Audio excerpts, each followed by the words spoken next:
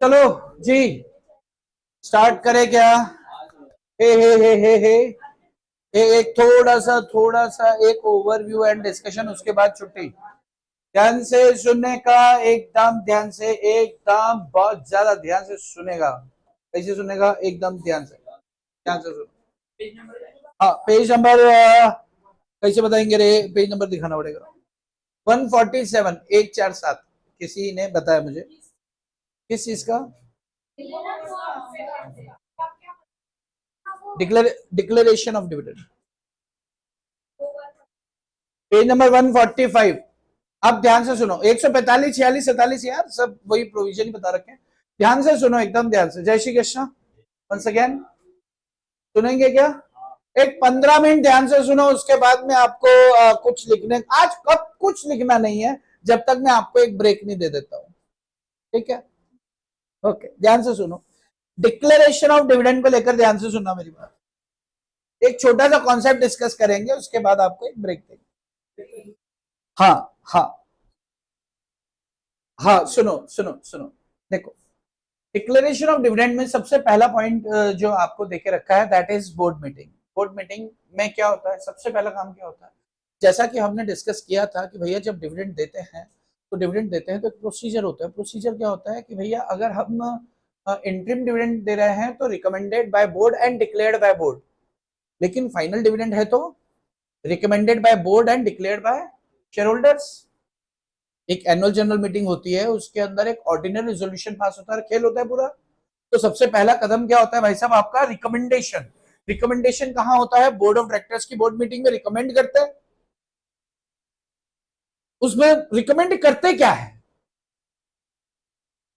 Very good, dividend का rate and amount. अगर मान लो हमारी कंपनी 2 करोड़ का प्रॉफिट कमाई है, उसमें से कितना पैसा, ध्यान से सुन लो, ध्यान से सुन लो, सिर्फ 15 मिनट ध्यान से सुन लो, सिर्फ सुनना है, एकदम रिलैक्स होकर बैठो। कुछ लिखने को नहीं बोलूंगा मैं अभी पहले 15 मिनट तक। जब भी कंपनी डिविडेंड डिक्लेयर करती है, डिविडेंड के जैसे हमने बात किया कि भाई साहब डिविडेंड 50 लाख का प्रॉफिट था, 30 लाख रुपए डिक्लेयर किया है, लेकिन ये 30 लाख के शेयर होल्डर को सपना आता है क्या डिक्लेयर करने का? नहीं। बोर्ड ऑफ डायरेक्टर्स रिकमेंड करते हैं। बोर्ड ऑफ डायरेक्टर्स क्या रिकमेंडेशन देते हैं कि भैया आप 10% यानी कि 30 लाख रुपए बांट सकते हो। यानी कि रेट और अमाउंट ऑफ डिविडेंड कौन रिकमेंड करता है? Board of directors. और फिर शेयर होल्डर उस पर सहमति देते हैं। ध्यान रखना, शेयर होल्डर इस रकम से ज्यादा कभी नहीं जा सकते। समझने की कोशिश करना। शेयर होल्डर्स अगर चाहें, जैसे मान लो कि आप बोर्ड ऑफ डायरेक्टर ने, हमारा 2 करोड़ का प्रॉफिट है, बोर्ड ऑफ डायरेक्टर ने बोला कि भैया 80 लाख रुपए बांट सकते हो। फिर से सुनो, प्रॉफिट कितने हैं? 2 करोड़ रुपए के प्रॉफिट है। बोर्ड ऑफ डायरेक्टर ने रिकमेंड किया 80 लाख रुपए बांट सकते हैं। शेयर होल्डर चाहें तो इस 80 लाख को 50 लाख डिक्लेयर कर सकते हैं कि नहीं नहीं यार हमें 50 ही चाहिए, 80 नहीं, बाकी रखो, रिटेन करो, कंपनी में यूज करो। शेयर होल्डर चाहें तो जो दी गई रेट है, रिकमेंड की गई रेट है, उससे कम कर सकते हैं, ज्यादा नहीं बढ़ा सकते क्योंकि अकल नहीं है। शेयर होल्डर तो बोलेंगे हमको पूरा पैसा दे दो। अरे भाई, बोर्ड ऑफ डायरेक्टर ने रिकमेंडेशन दिया 80 लाख रुपए बांट सकते हैं, 1.25 करोड़ हम रखेंगे अपने पास। क्यों? क्योंकि उनको तो नजर में है ना कि कहां पैसा खर्च होने वाला है, कहां पैसे की जरूरत पड़ेगी आने वाले समय में। शेयर होल्डर तो हम लोग हैं, हम और आप जैसे लोग हैं जिन्हें फाइनेंशियल स्टेटमेंट के बारे में कद्दू नहीं पता। हम तो चलो फिर भी कॉमर्स फील्ड के बंदे हैं, जो साइंस फील्ड के, आर्ट्स फील्ड के बंदे हैं, उन्होंने इन्वेस्टमेंट किया, उनको बाबा जी का धतूरा पता है, उनको कुछ नहीं पता। तो जाहिर सी बात है, तो शेयर होल्डर अगर चाहें तो कंपनी में ज्यादा पैसा छोड़ सकते हैं, लेकिन शेयर होल्डर चाहकर भी ज्यादा डिविडेंड नहीं ले जा सकते। बात समझ में आ रही है? यानी कि 80 लाख का 50 लाख शेयर होल्डर ओके कर सकते हैं कि नहीं नहीं यार 80 लाख बहुत ज्यादा हो गया, हम तो 50 लाख में खुश हैं।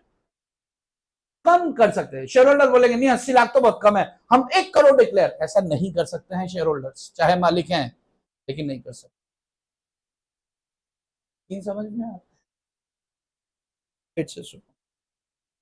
डिक्लेरेशन ऑफ डिविडेंड का प्रोसीजर जो होता है, वो प्रोसीजर शुरू होता है रिकमेंडेशन से। रिकमेंड कौन करता है? Board of director. क्या रिकमेंड करते हैं? Rate and amount of dividend. अब सवाल ये होता है कि डिविडेंड बांटा किसको जाएगा, ये बड़ा ज्वलंत प्रश्न होता है। वेरी गुड, शेयर होल्डर्स को। बांटा किसको जाएगा? शेयर होल्डर्स को, बिल्कुल सही जवाब है। लेकिन आप प्रैक्टिकली सोचना, जैसे 10 तारीख को कंपनी ने डिविडेंड डिक्लेयर किया, 10 तारीख को डिक्लेयर किया, 12 तारीख को आपने शेयर्स की, सुनो ना, 12 तारीख को आपने शेयर्स किसी दूसरे को दे दिए। मान लो मयूरी के पास 1 लाख रुपए के शेयर्स है, मयूरी ने शेयर्स ट्रांसफर कर दिए यश को। किसको कर दिए? यश को। ठीक है, अब सवाल यह है, जब कंपनी डिविडेंड देने जाएगी, जब डिक्लेयर किया तो किसका नाम लिखा था? शेयर होल्डर का एक रजिस्टर होगा। अरे शेयर होल्डर का रजिस्टर होगा ना, उसमें किसका नाम लिखा था? मयूरी का। लेकिन जैसे ही बांटने की बारी आई तो यश का लिखा है। तो अब मयूरी और यश के बीच में झगड़ा होगा कि डिविडेंड लेगा कौन। मयूरी कह रही है कि भाई डिक्लेरेशन के टाइम पे तो मेरा नाम लिखा था तो मुझे मिलना चाहिए, और यश कह रहे नहीं, जब बांट रहे तो मैं खड़ा हूं, जिसका नाम रजिस्टर में होता है कंपनी तो उसी को देती है, तो यश का नाम पक्का है। तो दोनों के बीच में झगड़ा होगा, हाँ या हाँ? समझ में आ रहा है? तो कंपनी क्या करती है कि जब डिविडेंड बांटने की बारी आती है ना, डिक्लेयर करने की बारी आती है, तो कंपनी क्या करती है, रजिस्टर को क्लोज कर देती है, यानी कि शेयर के ट्रांसफर से रिलेटेड कोई ट्रांजैक्शन किया ही नहीं जाएगा जब तक, जैसे मान लो कि 10 जून, उदाहरण के लिए जून जुलाई मान लो, 10 जुलाई को कंपनी डिविडेंड बांटना चाहती है, तो कंपनी क्या करेगी, 1 जुलाई से बोल देगी भैया अब हमको, या उससे भी पहले 15 जून 20 जून से बोल देगी कि भैया हम रजिस्टर्स बंद कर रहे हैं शेयर होल्डर के, कोई भी ट्रांसफर करना चाहे या ना करना चाहे तो इस डेट से पहले कर लो, इसके बाद हम ट्रांसफर नहीं करना देंगे। क्यों? क्योंकि कंपनी नहीं चाहती कि दो लोग लड़के आ जाएं कि भैया पैसे मुझे चाहिए कि मुझे चाहिए। सीन समझ में आ रहा है? अगर रजिस्टर ही बंद होगा, कंपनी ट्रांजैक्शन लेने से इनकार ही कर देगी, तो ये झगड़ा तो नहीं होगा। यानी कि डिक्लेरेशन के टाइम पर मयूरी थी, तो पेमेंट ऑफ डिविडेंड के टाइम पर भी मयूरी होगी, पैसे लेके जाएगी। ये समझ में आ रहा है? नहीं आ रहा है? से एक बार सुन लो, जिनको नहीं है, एक बार आखिरी बार बात कर रहा हूं। मैं ये बात कर रहा हूं कि डिक्लेरेशन ऑफ डिविडेंड की जो सबसे पहला सूत्र होता है, कदम होता है, पहला कदम क्या होता है कि रिकमेंड करो बोर्ड ऑफ डायरेक्टर्स। रिकमेंड क्या करते हैं वो? Rate of dividend and amount of dividend कितना होगा। ये बात ध्यान रहे कि इसी फिगर को शेयर होल्डर डिक्लेयर करते हैं एजीएम में। शेयर होल्डर चाहे तो इससे कम जा सकते हैं, लेकिन इसके ऊपर नहीं जा सकते। क्या ये बात क्लियर है? अब दूसरी बात, अब ये बात आती है कि at the time of declaration मान लो किसी का नाम मयूरी का नाम था, at the time of dividend किसी और का नाम हुआ, तो झगड़ा होगा। तो कंपनी क्या करती है, जब भी डिविडेंड का खेल कंपनी को खेलना होता है, जब भी बांटना होता है, तो कंपनी क्या करती है, पहले से रजिस्टर बंद कर देती है। उसे कहते हैं बुक क्लोजर डेट। एक तारीख तय कर देते हैं बोर्ड ऑफ डायरेक्टर कि भैया डिविडेंड बांटने के लिए हम ये रजिस्टर ऑफ मेंबर्स क्लोज कर रहे हैं। अब ये तब तक क्लोज रहेगा जब तक कि रजिस्टर में जिसका नाम है ना, उनको डिविडेंड मिल जाए। आपको किसी को बेचना करना है तो उस तिथि से पहले या जब रजिस्टर खुलेंगे उसके बाद आप जो है ट्रांजैक्शन कर सकते हो, उसके दौरान ट्रांजैक्शन नहीं कर सकते। ये समझ में आ रहा है? ओके। बोर्ड ऑफ डायरेक्टर्स की मीटिंग के अंदर तीसरी चीज क्या होती है, डेट ऑफ एजीएम निर्धारित की जाती है। भैया हमने रिकमेंड किया, शेयर होल्डर डिक्लेयर करेंगे, तो सवाल आएगा ना कब। तो हमने 10 जुलाई को रिकमेंड किया, हमने बोला भैया 20 सितंबर को शेयर होल्डर्स का एनुअल जनरल मीटिंग है, वहां पे वो डिक्लेयर करेंगे, और डिक्लेयर करेंगे तो बात का ख्याल रखा जाएगा कि बढ़ा नहीं सकते, कम किया जा सकता है। इसी बात। और चौथी बात है कि भैया जैसे ही शेयर होल्डर डिक्लेयर करेंगे उसके 5 दिनों के अंदर आपको क्या करना होगा, पैसे को कहां डालना होगा, एक separate bank account, scheduled bank में। तो ये बैंक का निर्धारण बोर्ड ऑफ डायरेक्टर अपने रिजोल्यूशन के टाइम पे कर लेंगे कि भाई आईसीआईसीआई बैंक में हम सोच रहे हैं। इन समझ में आ रहा है? पहले 4 बातें ध्यान से सुनो। पेज नंबर कौन सा है, कोई बता सकता है? 145। फर्स्ट स्टेप क्या होगा, बोर्ड ऑफ डायरेक्टर्स क्या करने वाले हैं, रिकमेंड करने वाले हैं किस चीज को, डिविडेंड को, कि कितना दिया जा सकता है, अमाउंट एंड रेट। सेकंड चीज, बुक्स को क्लोज किया जाएगा डिविडेंड के लिए, ठीक है, बुक क्लोजर डेट निर्धारित की जाएगी। तीसरी चीज क्या, date of annual general meeting की शेयर होल्डर कब डिक्लेयर करने वाले हैं। और चौथी और आखिरी बात, बैंक का निर्धारण किया जाएगा, तय किया जाएगा कि किस बैंक के अंदर ये डील होने वाली है। यस। सेकंड पॉइंट आता है share holders approval by passing ordinary resolution. Board ने रिकमेंड कर दिया तो अब अगला कदम क्या होगा? शेयर होल्डर अप्रूव करेंगे। शेयर होल्डर अप्रूव कैसे करते हैं? एक ऑर्डिनरी रिजोल्यूशन पास करके। लेकिन इसमें वही बात यहां पर लिखी हुई है कि शेयर होल्डर कम जा सकते हैं लेकिन हायर साइड पे नहीं जा सकते। एक बात का ध्यान रखना, एक बार डिविडेंड डिक्लेयर कर दिया उसे रिवोक नहीं कर सकते। What is revoke? वापस लेना। जैसे मान लो शेयर होल्डर्स का मीटिंग हुआ, बोर्ड ऑफ डायरेक्टर ने रिकमेंड किया कि भैया 10 रुपए की कैपिटल पे 2 रुपए हम डिविडेंड, इनकी 20% हम डिविडेंड दे रहे हैं। शेयर होल्डर ने बोला हाँ हाँ हमें मंजूर है। शेयर होल्डर की एजीएम हुई, शेयर होल्डर ने ऑर्डिनरी रिजोल्यूशन पास कर दिया, यानी कि डिविडेंड डिक्लेयर्ड। फिर अचानक से शेयर होल्डर हो ये क्या हुआ, नहीं हमको नहीं चाहिए, हमको नहीं। अब revocation is not possible. Once it is declared you can't revoke it, वापस नहीं ले सकते। डिक्लेयर करने से पहले क्या बढ़ा सकते हो? जवाब है नहीं। डिक्लेयर करने से पहले क्या कम कर सकते हो? जवाब है हाँ, या तो उतना करो या उससे कम। सीन क्लियर है? ओके। तीसरी और इंपॉर्टेंट चीज क्या होती है भाई साहब? 5 दिनों के अंदर एक डिविडेंड अकाउंट खोला जाता है।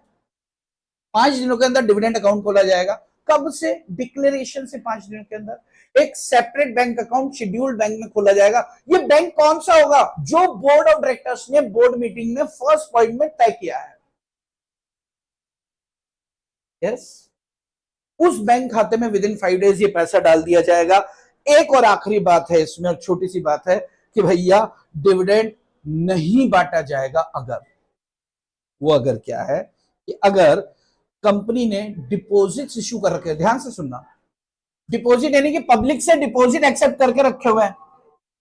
अब कंपनी ने उन डिपॉजिट्स का रीपेमेंट तो किया नहीं। आप मेरी बात सुनो, आप सब शेयर होल्डर हो, ये साइड में जो लड़के लोग जितने बैठे हैं, या चलो लड़कियां, आप लोग शेयर होल्डर हो, आप प्रॉफिट एंजॉय करो। ये कौन है? गरीब लोग हैं। कौन है? डिबेंचर होल्डर है, डिपोजिटर्स है। इन्होंने कंपनी को डिपॉजिट्स कर रखे पैसा, इनका ड्यू डेट आ गया। बात नहीं करने का भैया, इनका ड्यू डेट आ गया और आप लोग क्या है? प्रॉफिट घर ले जाने वाले हो। क्या आप लोग ले जाने दोगे इनको पैसा? आप क्या बोलोगे? पहले हमको दो। अरे हाँ यहां अगर कंपनी डिफॉल्टर है, डिपॉजिटर्स की रीपेमेंट मैच्योर हो चुके हैं। भाई मैच्योर कब होते हैं? ये 3 साल के अंदर मैक्सिमम।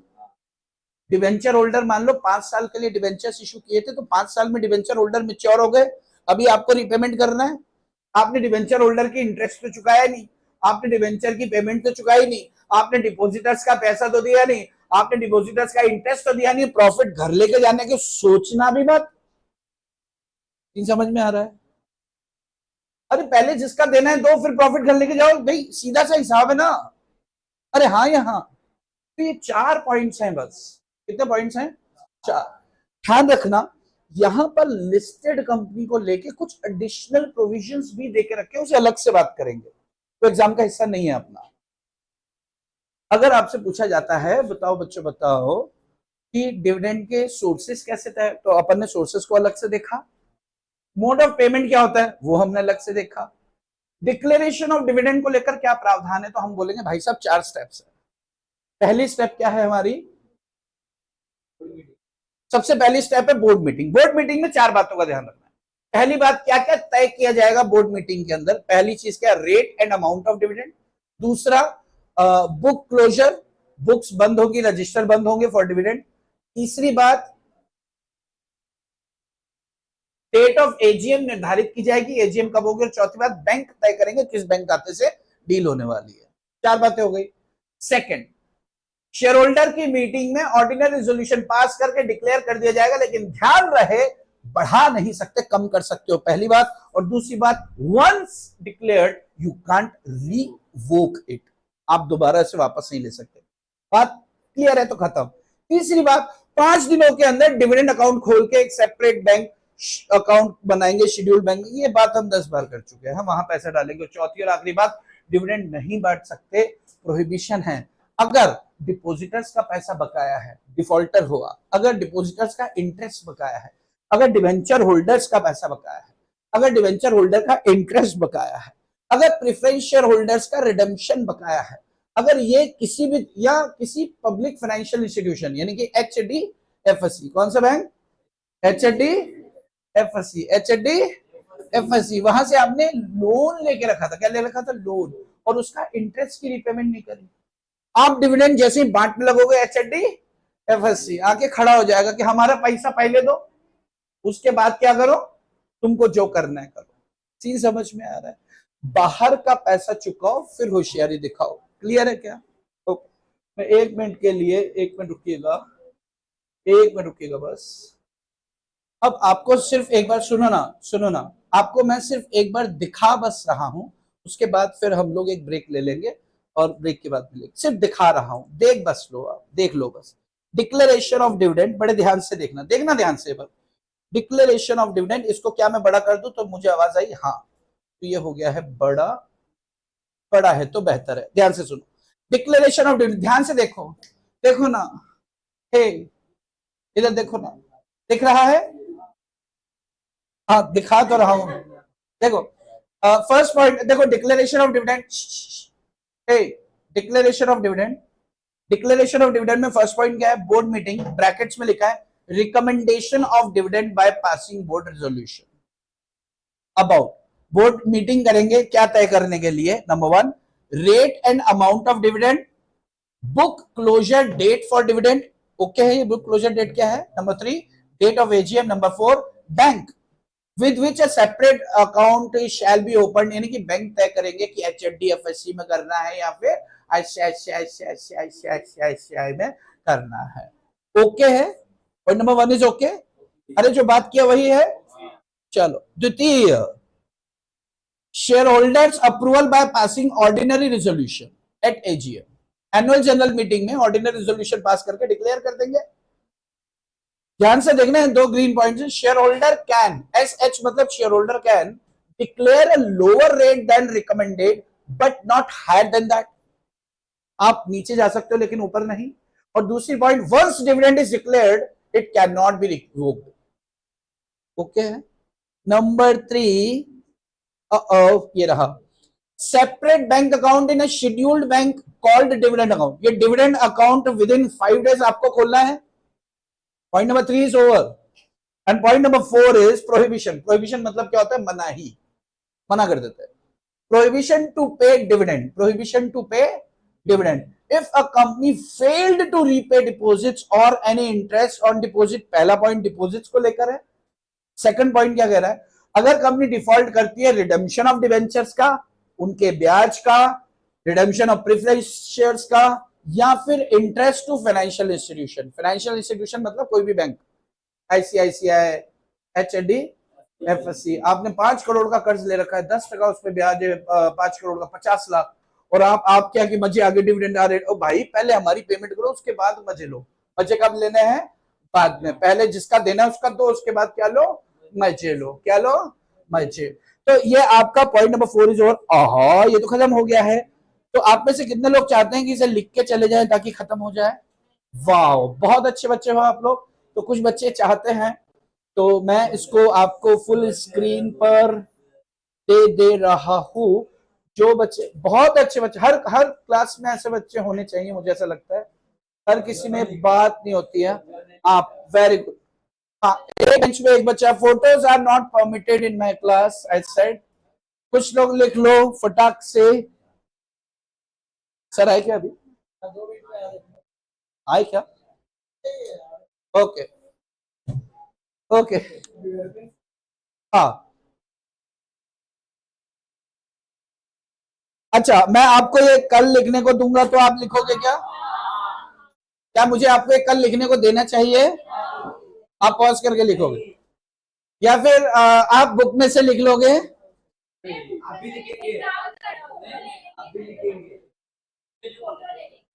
फोटो ले लोगे?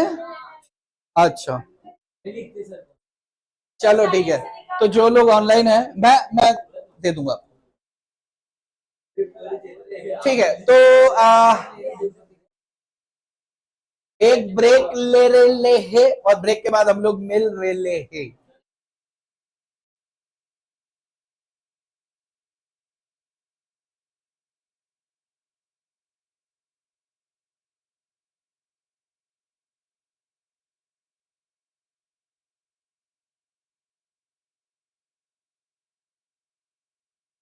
चलो मैं मान के चलता हूं कि ब्रेक हो गया है खत्म और अब अपन आते हैं वापस यहाँ पर। तो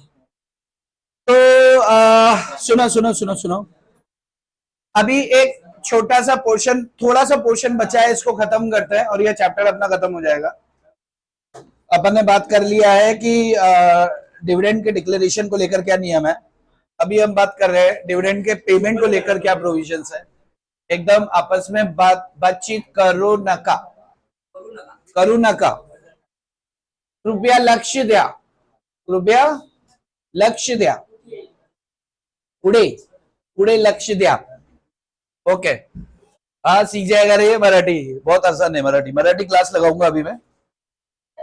क्यों रहे दो, किसके पास आऊं? अरे तू गालियां सिखाएगा। हाँ, मैं आपको जब मेरा, मैं आपको एक बताता हूँ, बहुत अच्छी बात है।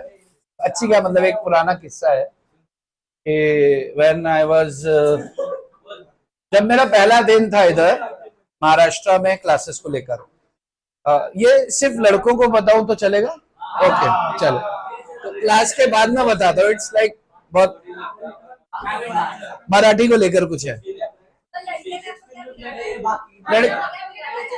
जब मैं इनको बताऊंगा ना तो इन्हें एहसास हो जाएगा कि तुम्हारे लिए नहीं है, ऐसा है।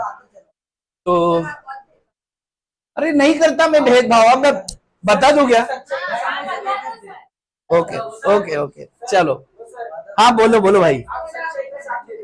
सच्चाई का साथ देता, और सच्चाई कौन है? तुम। मैं तुम्हारा हमेशा साथ दूंगा। अब ध्यान से सुनो। किसके बच्चों के साथ? मेरे बच्चे ही नहीं है।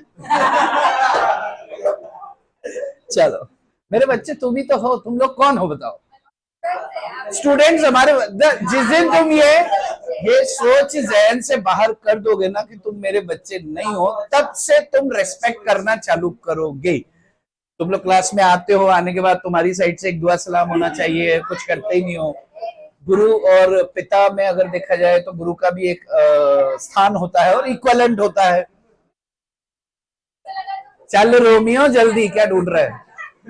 चल फटाफट हो जा पीछे। चलो डिविडेंड सुनो सुनो सुनो, सुनो रे सुनो रे सुनो रे। डिविडेंड के डिक्लेरेशन को लेकर हमने डिस्कशन किया। अभी हम डिस्कशन करने वाले हैं डिविडेंड की पेमेंट को लेकर। बिल्कुल ध्यान से सुनो, कुल 4 से 5 बातें हैं। उसके बाद मैं दिखा के भी सुना दूंगा, या दिखा के सुनाता जाऊं साथ साथ, या पहले एक बार सुन लेंगे, पहले एक बार सुन लेंगे फिर दिखा के भी सुना दूंगा। ऐसा करें क्या? ओके चलो, मयूरी जी कह रही है बिल्कुल ऐसा ही कीजिए आप। ओके, नंबर 1 ध्यान से सुनो। पेमेंट ऑफ डिविडेंड की जब हम बात करें तो सबसे पहली और महत्वपूर्ण बात, डिविडेंड कैश में दिया जाता है, काइंड में नहीं। डिविडेंड कैश में दिया जाता है, काइंड में नहीं दिया जाता है।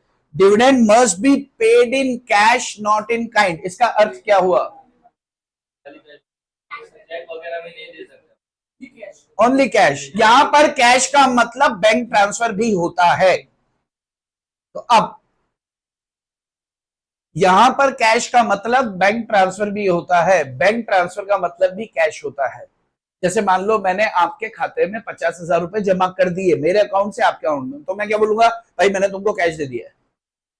तो आप इसे आम बोलचाल से निकल के कॉमर्स की लैंग्वेज में आए, लॉ की लैंग्वेज में आए, तो cash includes bank payments also. Clear है?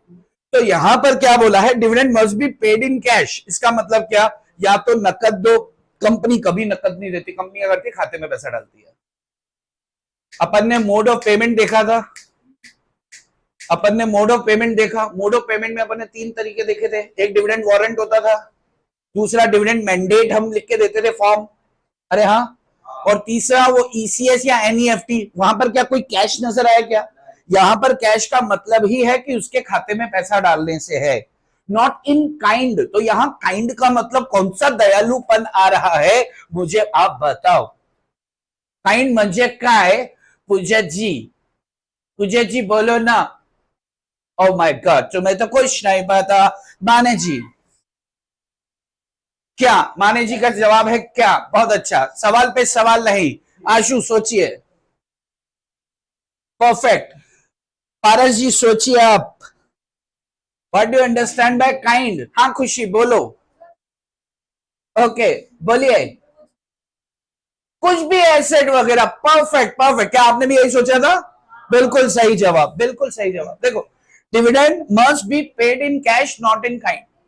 सुनो ना, सुनो ना, एक लाइन पे अगर हम समय दे रहे हैं, इसका अर्थ ये है, इसका अर्थ ये है कि ऑब्जेक्टिव का एक नंबर भी आएगा तो वो एक नंबर भी हमें गंवाना नहीं है, क्योंकि हमें क्या जीतना है? हमें एक उपहार जीतना है जो हमारे भविष्य का सारा खर्चा मैं बियर करने वाला हूं, आपके भविष्य का। आपको सिर्फ 100 में से 100 लाना है, तो हर लाइन का कुछ तो अर्थ है अगर मैं रुक रहा हूं उस लाइन पर। ओके है, चलिए। Dividend must be paid in cash not in kind. इसका काइंड का मतलब है किस कोई वस्तु नहीं दी जाएगी। आप कंपनी के पास गए, आप कंपनी के शेयर होल्डर हो, आपने बोला कंपनी कंपनी मेरे को डिविडेंड चाहिए, डिविडेंड चाहिए, डिविडेंड दो ना। तो कंपनी ने बोला इधर आते को डिविडेंड देते हैं, तो आपने बोला दो ना। तो कंपनी ने क्या किया? कुर्सी निकाल के दी कि जा ले जा। कितना डिविडेंड बनता है? कि 2000। ये 3000 की कुर्सी लेके जा। तो कुर्सी क्या कैश है या कुछ वस्तु है? हाँ, तो इस वस्तु को क्या कहेंगे? काइंड कहेंगे। यानी कि आप सिर्फ कैश ही दे सकते हो, और cash equivalent, it is what? Bank. Scene समझ में आ रहा है? Yes, first line. चाहे चेक से पेमेंट करो, वारंट या इलेक्ट्रॉनिक मोड, ये first point is over. Second point, time limit within 30 days. क्या इसके ऊपर हम बहुत बार चर्चा नहीं कर चुके? डिविडेंड की पेमेंट कितने समय में करनी है? 30 दिनों के अंदर आपको कर देनी है। Point number 3, it is payable only to registered share holder. तो कौन सी नई बात बोल दी भाई? प्रैक्टिकली सोचो, सुनो ना, हे सुनो, मुझे भी तो देखो। प्रणव, किसने किया ये? एक सेकंड रुको जरा। चलो चलो चलो चलो चलो, मैं ऐसा मान के चलो विवाद खत्म हो गया। ए सुनो, अभी ध्यान से सुनो। It is payable only to registered share holder. ये जो डिविडेंड दिया जाता है वो किसे दिया जाता है? रजिस्टर्ड शेयर होल्डर को। आप प्रैक्टिकली सोचो कि रजिस्टर्ड शेयर होल्डर कौन होता है? जिसका नाम मेंबरशिप या रजिस्टर ऑफ मेंबर्स में लिखा होता है, तो सिर्फ उन्हीं को डिविडेंड दिया जाएगा। यार आप प्रैक्टिकली सोचो, रजिस्टर्ड शेयर होल्डर कौन है? जो कंपनी की नजर में मेंबर है, जो कंपनी की नजर में मेंबर है। ध्यान से सुनो, जो कंपनी की नजर में मेंबर है उसे क्या दिया जाएगा? डिविडेंड दिया जाएगा। नेक्स्ट बात आती है शेयर्स इन ई फॉर्म और फिजिकल फॉर्म। बड़े ध्यान से सुनना आप। मैं इसको ना अभी फोटो को हटा देता हूं क्योंकि आपका पूरा ध्यान वहां हो जाता है, आप सुनने को राजी नहीं होता। सिर्फ आप सुनो। अगर शेयर्स इलेक्ट्रॉनिक फॉर्म में है, अगर शेयर्स फिजिकल फॉर्म में है, फिजिकल और इलेक्ट्रॉनिक फॉर्म समझते हैं? इलेक्ट्रॉनिक फॉर्म का मतलब है कि आपके अकाउंट में शेयर्स हैं, डीमैट अकाउंट में, आपके डीमैट अकाउंट में शेयर्स है, या फिर आपके पास शेयर सर्टिफिकेट कागज है। तो कागज है, शेयर सर्टिफिकेट है, तो उसे क्या कहेंगे? कि फिजिकल फॉर्म में आपके पास शेयर्स हैं। अगर फिजिकल फॉर्म में आपके पास शेयर्स है तो आपका नाम रजिस्टर ऑफ मेंबर्स में लिखा होगा कंपनी के पास, तो आप एलिजिबल होंगे कि आपको डिविडेंड दिया जाएगा। यस। लेकिन अगर आप ई फॉर्म में शेयर्स रखते हैं, यानी कि आपके खाते में, भाई आप प्रैक्टिकली सोचो, आजकल ना ये फिजिकल शेयर सर्टिफिकेट वाला जमाना ना के बराबर रह गया, लेकिन है, इसलिए पढ़ रहे हैं। अरे हाँ या हाँ? ठीक है। तो अब अगर इलेक्ट्रॉनिक फॉर्म में है तो इलेक्ट्रॉनिक फॉर्म डीमैट फॉर्म में होता है, तो डीमैट अकाउंट हमें खुलवाना पड़ता है। डीमैट अकाउंट खुलवाते हैं डिपॉजिटरी के पास जाकर। तो डिपॉजिटरी एक व्यक्ति होता है जिसके पास डिटेल्स होती है कि कंपनी का मेंबर कौन कौन है, किस किस के पास इलेक्ट्रॉनिक फॉर्म में शेयर्स हैं, तो वो लिस्ट में जिनका नाम लिखा होगा उन्हें डिविडेंड दिया जाएगा। क्या बात समझ में आती है? फिर से सुनो, एक बार फिर से सुनो, फिर मैं आपको दिखाता है। हम बात कर रहे हैं, हमने 4 बातें कर ली है। सबसे पहली बात करिए, हम पेमेंट ऑफ डिविडेंड की बात कर रहे हैं। पहली बात हमने क्या किया कि डिविडेंड कैश में ही दिया जाता है, काइंड में नहीं। वो चेक के माध्यम से दे सकते हो, वारंट हो सकता है, या फिर इलेक्ट्रॉनिकली पेमेंट कर सकते हैं। ये पहली बात करिए। दूसरी बात, रजिस्टर्ड शेयर होल्डर को ही दो। तीसरी बात, इसकी टाइम लिमिट 30 दिन होती है, डिक्लेरेशन के within 30 days you have to pay the dividend. ये 3 बात है। चौथी बात क्या कि अब आपके पास जो शेयर्स है वो किस फॉर्म में है? फिजिकल फॉर्म में है तो फिजिकल सर्टिफिकेट होगा, फिजिकल सर्टिफिकेट होगा तो रजिस्टर ऑफ मेंबर में आपका नाम होगा, तब आपको मिलेंगे डिविडेंड, आप रजिस्टर्ड हो। लेकिन अगर शेयर्स आपके पास इलेक्ट्रॉनिक फॉर्म में है तो फिजिकल सर्टिफिकेट तो होगा नहीं। जब फिजिकल सर्टिफिकेट नहीं है तो रजिस्टर ऑफ मेंबर में आपका नाम होगा नहीं। तो कहां होगा? जिसके पास आपने खाता खुलवाया डीमैट अकाउंट, डिपोजिटरी के पास एक लिस्ट होती है, तो वो लिस्ट कंपनी को दे देगा और कंपनी लिस्ट में जिसका नाम है उस बंदे को क्या करेगा, डिविडेंड दे देगा। क्या बात समझ में आ रही है? In clear? पॉइंट नंबर 4 मैं आपको ये दिखा देता हूं, जरा देखना साथ के साथ। पहले शेयर्स इन ई फॉर्म को देख लीजिए, दिख रहा है बराबर? आओ बड़ा करना चाहिए, ये लो बड़ा है तो बेहतर है। ये देखो शेयर्स इन ई फॉर्म है तो dividend paid to beneficial owner, beneficial owner कहा जाएगा आपको। आप बेनिफिशियल ऑनर कौन माना जाएगा? Statement furnished by depository, depository statement furnish करेगा कंपनी को कि कंपनी ये स्टेटमेंट में जिसके नाम है वो बेनिफिशियल ऑनर है, उनको क्या दे दिया जाए, डिविडेंड दे दिया जाए। क्लियर है? यस तुम बहुत दिन से क्लास नहीं आए ना, बहुत बढ़िया। इधर देखो शेयर्स अगर फिजिकल फॉर्म में है तो डिविडेंड दिया जाएगा शेयर होल्डर को जिनका नाम appear in companies register of member, register of member में जिनका नाम अपीयर हो रहा है, लिखा हुआ है, उन्हीं को दिया जाएगा डिविडेंड। क्या इतनी बात समझ में आती है? चलिए पॉइंट नंबर 4 इज खत्म। पॉइंट नंबर 5 एंड इसको भी मैं थोड़ी देर के लिए यहां से चले जाता हूं, ध्यान से सुनो। जॉइंट होल्डर का मतलब क्या होता है, जरा समझने की कोशिश करना। जॉइंट होल्डर मतलब होता है दो या दो से ज्यादा लोग मिलकर शेयर्स खरीद लेते हैं, दो या दो से, जैसे पति पत्नी ने बोला अपन दोनों मिलके कंपनी का शेयर होल्ड करते, तो ये जॉइंट होल्डर हो गए। ये क्या हो गए? जॉइंट होल्डर्स हो गए। अगर पति पत्नी ने कहा कि चलो ना मिलके क्या करते हैं, कंपनी के शेयर्स खरीदते हैं, तो ये दोनों क्या हो गए, जॉइंट होल्डर। अगर मान लो एक पिता के 4 पुत्र है, ए बी सी डी, एक पिता के कितने पुत्र हैं? 4। तो एबीसीडी ने मिलकर अगर कंपनी के शेयर होल्ड किए तो इन्हें क्या कहेंगे अपन, जॉइंट शेयर होल्डर। ठीक है, अब सवाल यह है डिविडेंड किसे दिया जाएगा? मर थोड़ी गए, नाम तो चारों का है, नाम तो चारों का है, तभी तो नॉमिनी को क्यों देंगे? इक्वल इक्वल, चारों को इक्वल इक्वल नहीं दिया जाता है, जिसका नाम सबसे पहले रजिस्टर में लिखा होगा उसी को दे दिया जाएगा। फिर से सुनो, फिर से सुनो, सुनो ना मयूरी, तुम तो सुनी नहीं रही हो। हाँ अच्छा, देखो जिसका नाम सबसे पहले रजिस्टर में लिखा होगा, जैसे मान लो संदेश जी हैं, माने जी हैं, जतिन जी हैं और रिद्धि है, ये 4 लोग हैं। कौन लोग हैं? ये 4 लोग जॉइंट होल्डर है। सबसे पहले किसका नाम लिखा हुआ है? रिद्धि ना अपना नाम लिखा है। किसका नाम लिखा है? रिद्धि। तो डिविडेंड किसके खाते में जाएगा? रिद्धि के खाते में जाएगा, और ये तीनों इनसे हिसाब ले लेंगे। कंपनी का ड्यूटी नहीं बनता कि सबके अकाउंट में डाले। अगर वहां पे लिखा रिद्धि, संदेश, mister x and mister Jatin and mister माने, तो जिस सबसे पहले किसका नाम है? रिद्धि का नाम है, तो रिद्धि के खाते में जाएगा। या फिर ये चारों ने मिलकर तय किया कि यार मिस्टर संदेश जो है सबसे ईमानदार, सबसे अच्छे हैं, इनसे पैसे हम सबको आ जाते हैं, तो इन्होंने चिट्ठी लिख के कंपनी को दिया, कंपनी हम जॉइंट होल्डर्स हैं और जब डिविडेंड बांटो तो मिस्टर संदेश के खाते में डाल देना, तो फिर संदेश के खाते में डाला जाए।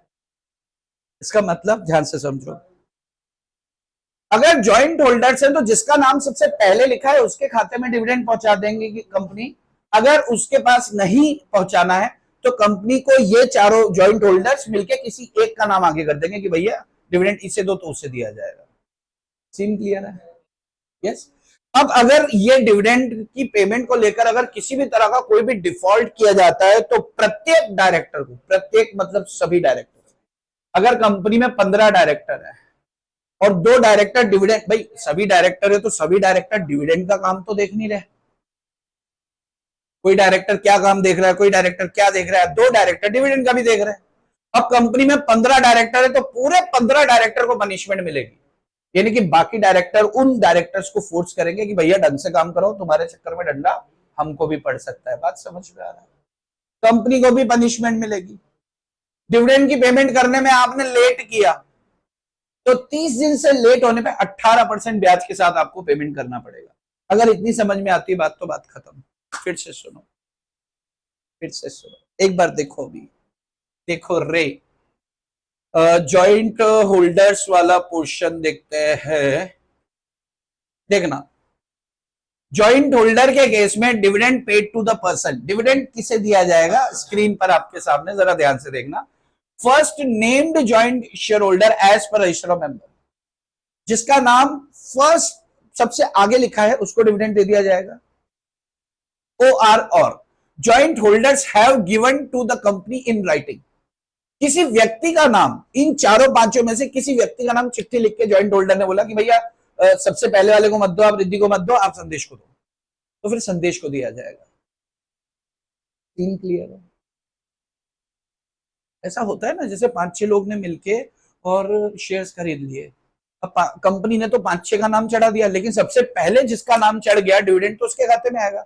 बाकी 5 लोग कह रहे हैं कि नहीं यार वो तो उसका तो बहुत छोटा सा हिस्सा था, आप एक काम करो संदेश भाव को दे दो और संदेश भाव से हम सब हिसाब कर लेंगे। उससे हिसाब करना मुश्किल है क्योंकि वो अब्रोड रहता है या कहीं और रहता है, तो बाकी लोग ने मिलकर अगर चिट्ठी लिख के दे दिया है तो फिर जिसका नाम पहले लिखा है उसे ना देकर संदेश भाव को दिया जाएगा। बात समझ में आ रही है?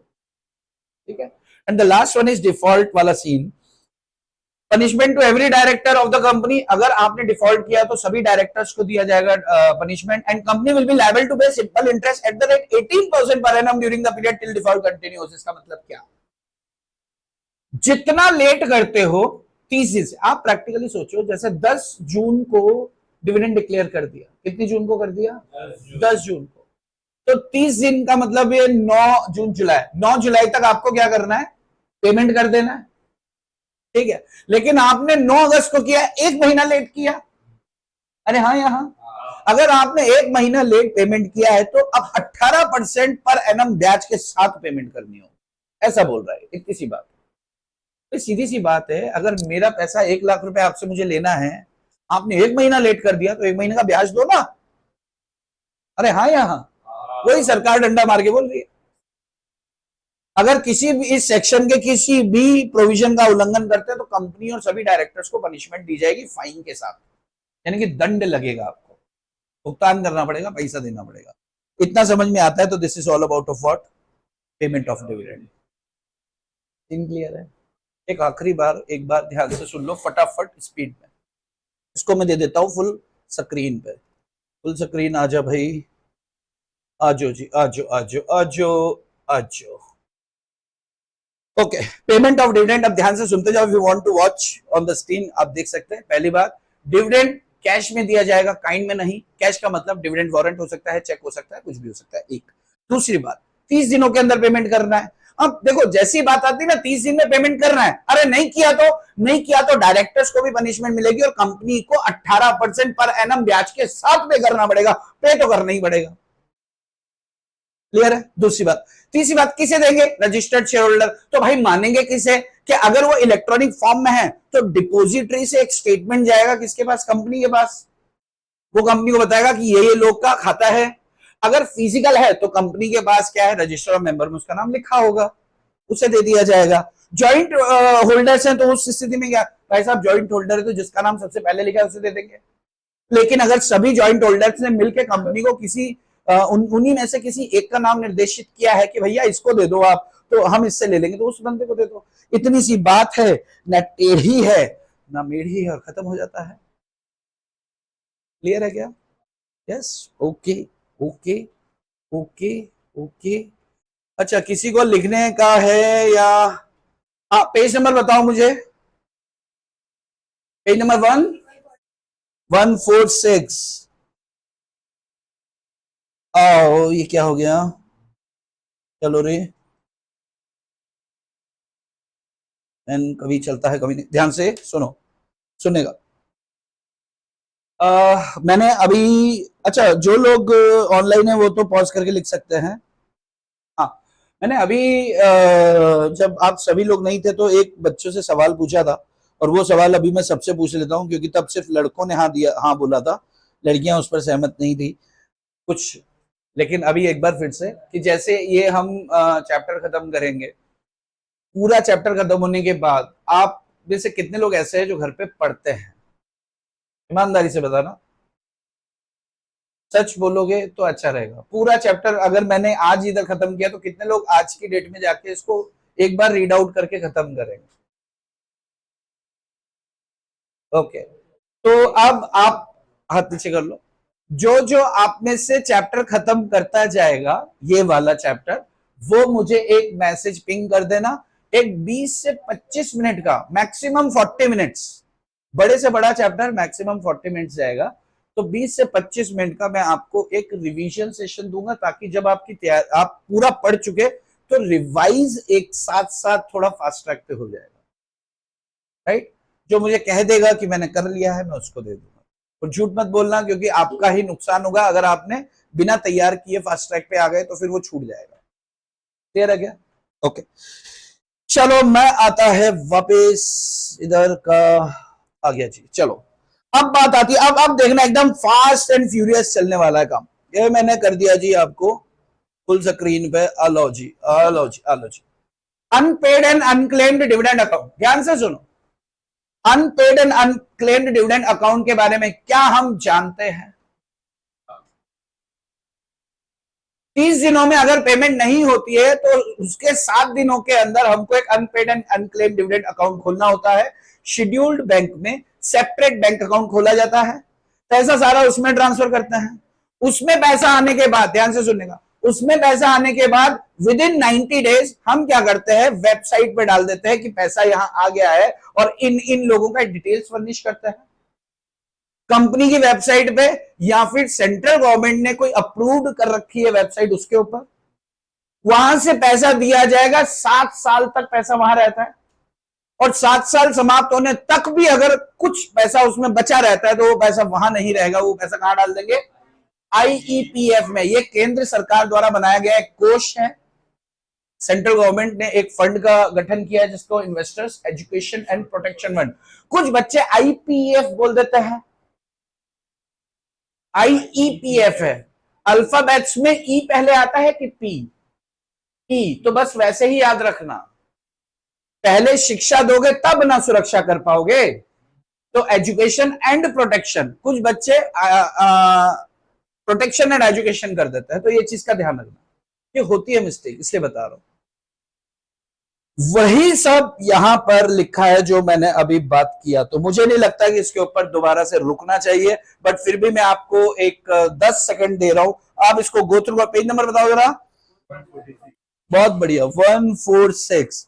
मैं आपको 30 सेकंड्स दे रहा हूं, अपनी नोटबुक अपनी बुक के अंदर इसको एक बार देख लो। आपको दिए जाते हैं 30 सेकंड्स। ऑनलाइन वाले पॉज करके लिख ले, और आपको दिए जाते हैं 30 सेकंड। पुस्तक निकालो, खोलो, पढ़ो, मजे लो। क्या लो?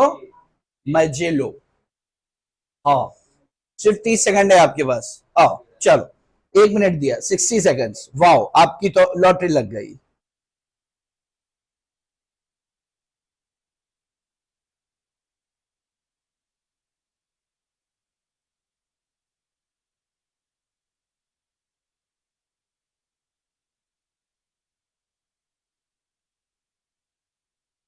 चलो तो सुनो, अब एक आखिरी और छोटा सा पोर्शन, ध्यान से सुनो। सुनो रे, सुनो ना रे, अच्छा सुनो।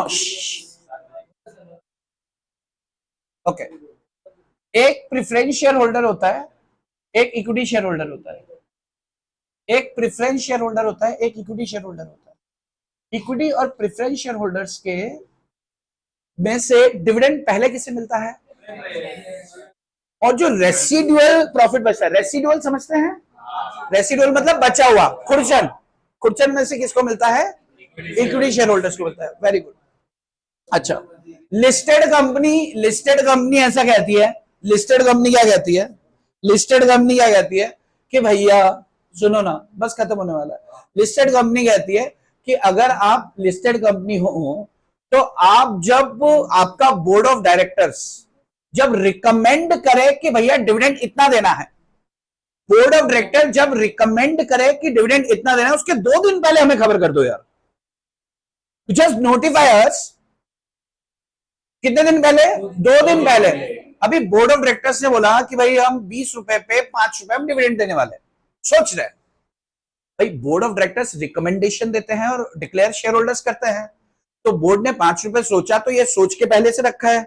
तो बोर्ड मीटिंग रिकमेंड करने के 2 दिन पहले से आप किसको नोटिफाई सूचना देके रखो, स्टॉक एक्सचेंज जहां पे आप लिस्टिंग आपकी हो रखी है, पहली बात। दूसरी बात, डिक्लेयर होने के तुरंत बाद स्टॉक एक्सचेंज को बताओ कि जितना रिकमेंड हुआ था उतना डिक्लेयर हो गया है, उससे कम डिक्लेयर हुआ, यानी कि डिक्लेरेशन की खबर भी दो। रिकमेंडेशन से 2 दिन पहले और डिक्लेयर होने के तुरंत बाद आप इमीडिएट बात भी बताओ। तीसरी बात आती है कि बुक जो बंद की जाती है ना कि भाई किसको डिविडेंड दिया, ऐसा हमने शायद बात किया था कि बुक क्लोज की जाती है ताकि कोई ट्रांजैक्शन ना हो।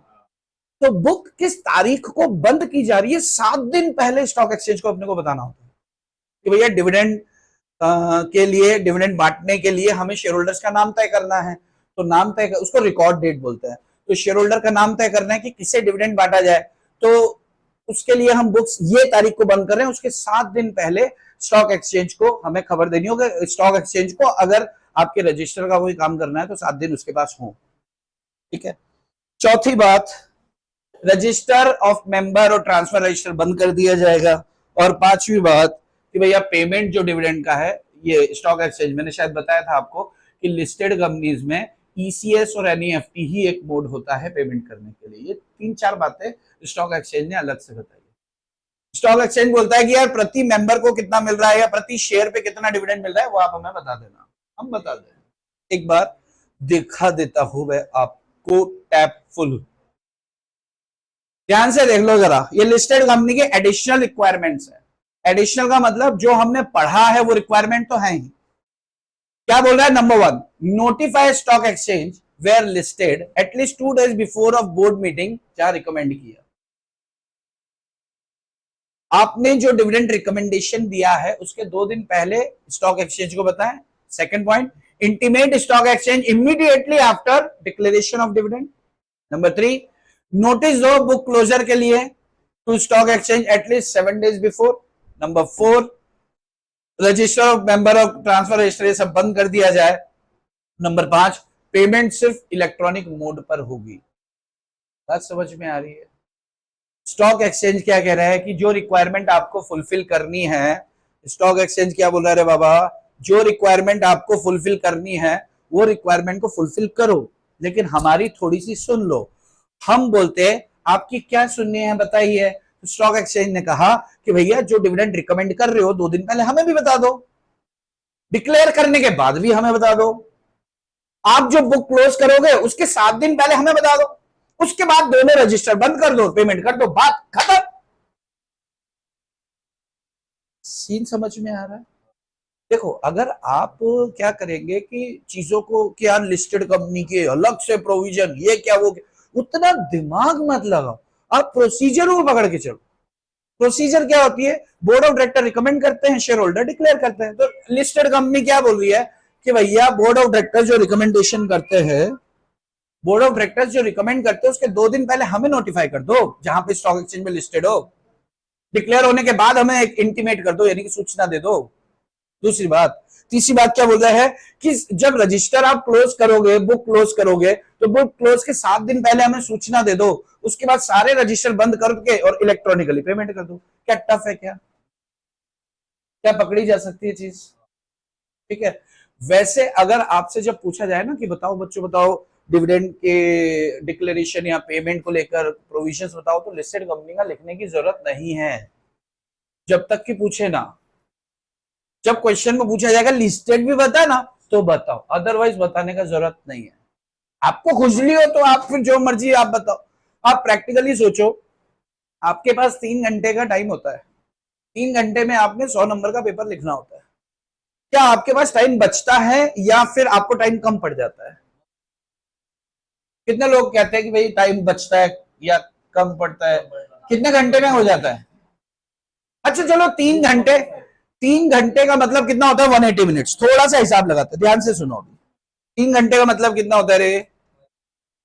180 मिनट्स। 180 मिनट्स। अच्छा 80 नंबर का होता है, 80 मार्क्स। एक नंबर के लिए कितने मिनट है आपके पास? 30 सेकंड। एक नंबर के लिए कितने हैं? अगर 180 मिनट आपके पास कुल हैं 80 नंबर के लिए, तो एक नंबर के लिए कितने मिनट है? लगभग 2 मिनट, 2 से 2.5 मिनट। ओके, एक 4 नंबर का क्वेश्चन आया तो यानी कि 10 मिनट्स आपके पास एक 4 नंबर का क्वेश्चन सॉल्व करने के लिए है। आपके पास 10 मिनट या 8 मिनट एक 4 नंबर का क्वेश्चन सॉल्व करने के लिए आपको अलॉटेड है। अगर आप अननेसेसरीली लिस्टेड कंपनी का भी घुसेड़ दोगे 4 नंबर के क्वेश्चन में, प्रैक्टिकली सोचो, तो क्या आपको 10 की जगह 16 मिनट नहीं लग जाएंगे? तो फिर आप पूरे 100 नंबर का अटेम्प्ट कर पाओगे या 96 या 95 का? आप अटेम्प्ट ही नहीं कर पाओगे, भाग दौड़ मचाओगे। तो to be very precise in exam, आपको यह चीज का ध्यान रखना पड़ेगा, जितना पूछा उतना जवाब देने का, होशियारी शो करने का नहीं। ये चैप्टर होता है इधर ही खत्म। अभी आपके सामने एक छोटा सा क्वेश्चन है। क्वेश्चन किससे पूछे, लड़कों से कि लड़कियों से? किससे पूछा जाए? ओके, लड़कियों से नहीं, लड़कों से क्वेश्चन है। अगर आपने क्वेश्चन का जवाब दिया तो आपको मिलेगा प्राइज, सरप्राइज। ओके, आपके पास है 10 क्वेश्चन, वो है आपकी स्क्रीन पर। फटाफट फटफट फटाफट से क्वेश्चन होंगे। क्वेश्चन सिर्फ बॉयज से हैं। पहला question, dividend is paid to dash share holder, correct answer. Second, dash is profit shared by company with share holder, dividend, very good. Number 3, dividend is recommended by board of directors, very good very good. Interim dividend is declared by board of directors. Interim dividend propose और declare दोनों board करते हैं। Final dividend declared by, point number 5, final dividend declared by, final dividend is declared by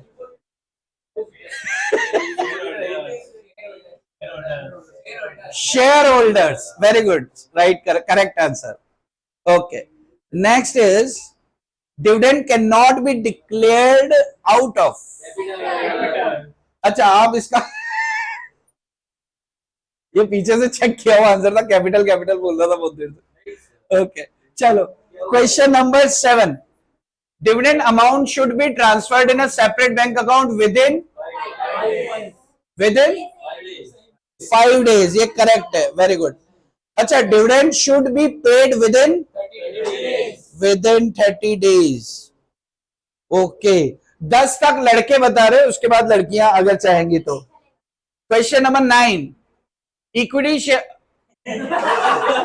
dash shareholders get dividend, okay, equity, and dividend is paid first to privilege shareholders. Okay, अब लड़कों की बारी हो गई समाप्त, अब लड़कियों की बारी चालू है।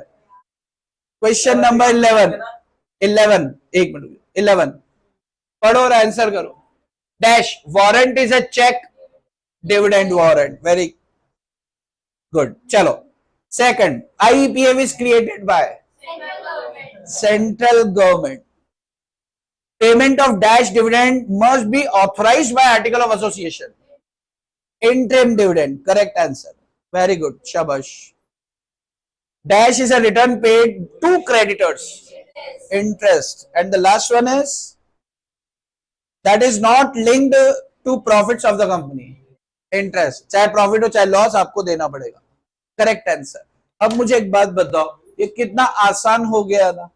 तो 5 नंबर के ऑब्जेक्टिव आपकी जेब में होंगे अगर क्लास ध्यान से सुन लोगे आप तो। समझ में आ रहा है? तो जब अपन क्लास में कोई डिस्कशन करें तो आपका सिर्फ काम होता है सुनने का, वो सुन लिया करो, बराबर है क्या? क्लियर है? आज के लिए इतना ही। आपकी शाम खूबसूरत हो, अगले सेशन में मिलेंगे अगले चैप्टर के साथ। तब तक के लिए जय श्री कृष्णा, भागो, बाय बाय। हाँ, आप लड़के लोग के लिए